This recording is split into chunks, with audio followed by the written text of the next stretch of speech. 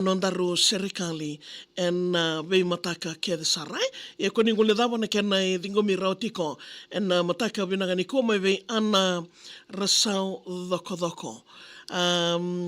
Ya viki mnina ndobo tingo ingo mbaleti na serikali nga tau me mbaleta na team BYSS ni Ronondolo Rosanga volo ni Ronondolo tinika onai goringa irana ngasi ni voli arabo kai tabi voli en akor ni voli na mbenga yano the secondary school embenga na mbaki Ronondolo tinika ono so tabi tu nandre ni mbola ni venga ravi kasobe ke mami erasa lesi en sona kor ni voli ndu so me wakata ke Master Joseph Taronga sa tiko sarma imbuda level secondary school Mistress Mereani Muriwanga na St. Vincent's College Mrs. Tawake manayet sen vatake Mrs. Sikivo masta inoke turanga na itasiri secondary masta mbaliwai matuku secondary Mr. Swami mailambasa Mr. Pile emba keto sawa nui binakatuyani verto kaketo se ngaravitavi tungango en mbenga yanoda secondary school. Rana numital tinga kina leni vanua en yanu ni revo na singo binake ninai. Yana kena vola o Miss Anna Rasau dhoko en singo binake ni kuam. Na wali besarna nandawo tio mai na mbenga yanoda secondary school en singo binake ni kuam.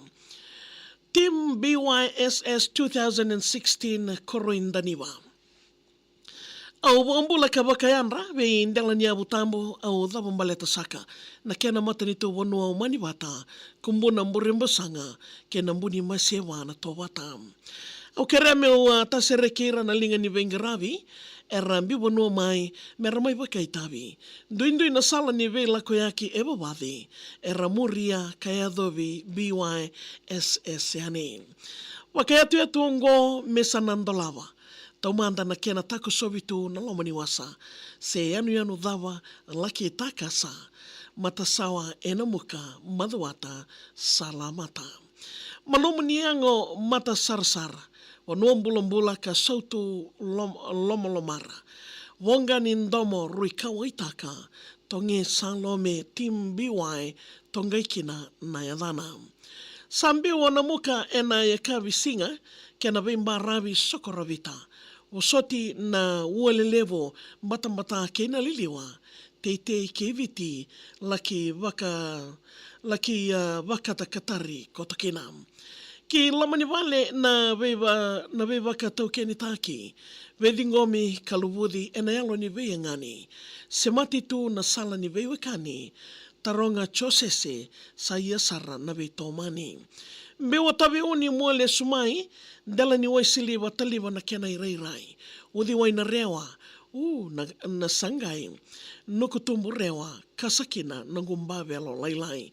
Na sali riva takoso na kandewa yani, lewe ni vanua eravei tabaliaki, radolata ngalu wolinga na non raitavi, e tika o mai vale levo, kenandau sawaki.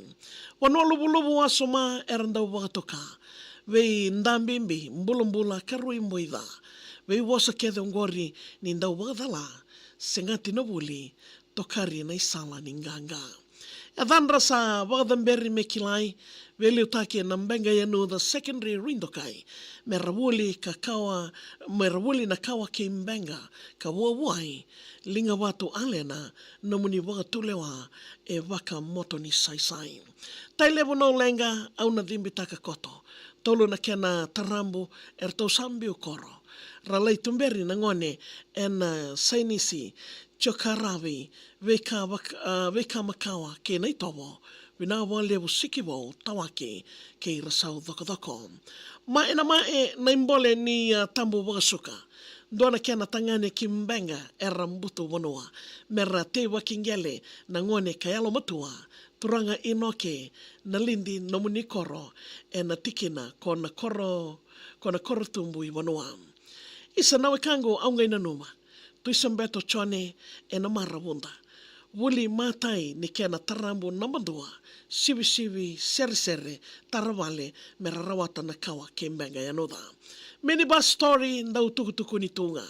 Na Queen's Highway era didiwa wasoma. Taro vitu endua usa wondo mandala. Te ndeumba koro the kana singa Elisa koni wawa. Tosa na tō lili ka didi waka mālua, sa wawadi na wanua o na kuru wakarua. Tangange na koro pancha na taya ka tua wandua, mereani muriwanga au wakadhengu ni koni wura. Dhangi ra ka weisau na wanua, sorosila na wanga ka soko waka mālua. Ra kundu i ramo, wali na leo ni wanua, rui marau takindina ni koni wura, rusiati ernamua. Rambulo vinaka na guturanga tau, baliwai ke dhambembula na e dhamunrau. Vinaka waganiu na nomunrau i wagarau, sarau tamerongo kodidia ke ongea, mai na e tulau.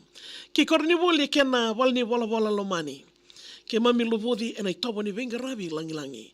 Na dhaka kede senga ni mbau a nda tuutaki, ni mbula vinaka mai na ita, tangutu mereani. Tau ngule dhavi rau na turanga.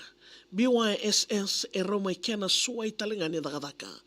Abjita Swami ke Ganeshwar Pillai dhavuti raurawa vinaka wakalewu na takitaki ni wuli nrau matani dhodho taka.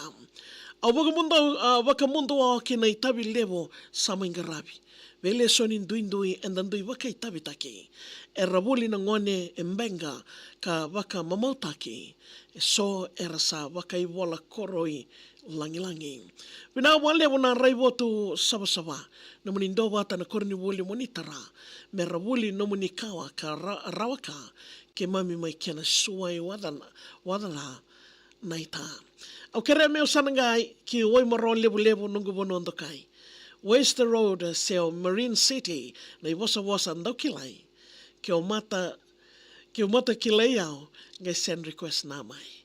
Awi kim nina ndo wada tiku mai na singo vina kenikoa na nandaru serikali e mai dingo mi rau tiko na kena yawa e na mataka vina kenikoa. Wala na mo serikali, email tak mai via maria@rvtfm.com.fj. Ka ko talangani ngole dawa gana na makiti ko moniti kena wakarombo kana vi matake da sarna vi mamani diwa na kena ndamo wili kitiko kena na mo serikali na